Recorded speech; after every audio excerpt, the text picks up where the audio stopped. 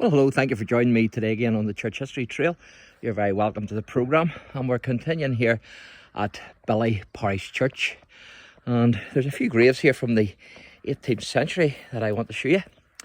And so this is the first one, and it's hard to make it out, but certainly it's 1797. And somebody has chalked it here, which makes it easier to see with the chalk.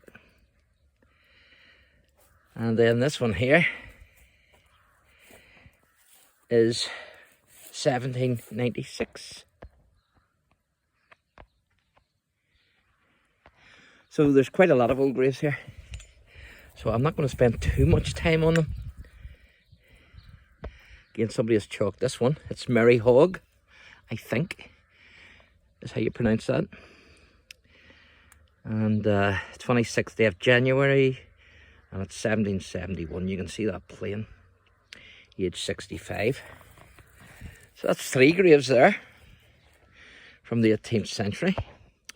And the sad thing about Billy's church here, this church goes back to the Norman times, but yet there's very little people know about it, and I wouldn't have known about it myself, only I came across the VC winner, and he was buried here, so I wanted to find where the church was. And it was then that I came across the history, because it's not near the sea, it's inland a bit. It's near Bushmills, but it's inland a wee bit. And the problem too with it is that there's other things that takes people's attention. So for instance, the Giant's Causeway and also Bushmills Distillery. But certainly if you're into history or geology, then Billy Church is a place to come. And just be careful if you do come, because some of the ground's unsteady. So just be careful when you're looking around the old graves. And this one is the burying ground of Robert Brown, late of whatever, Killybin or something, and family, who departed this life March the 15th, 1786, aged 63 years. And there's a couple of crests here that I want to show you. Can't get a date on them, but certainly they're worth looking at because of the crests on them. And some of the walls here that you're looking at in this graveyard, as I said in the last video, they're some of the oldest walls in County Antrim. Fantastic. So that's the first crest there. Pretty unique, but I can't get a date on it. And then this one here as well, pretty unique, but again, no date. So if you know what those crests represent, who they are, then leave me a wee comment, because that would be good to know.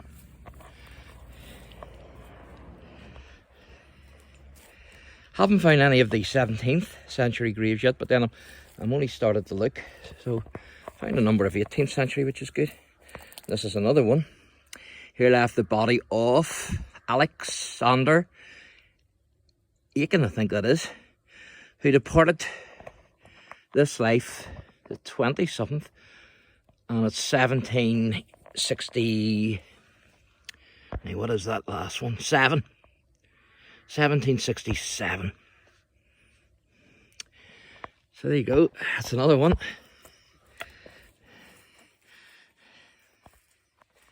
So this is a great old graveyard, isn't it?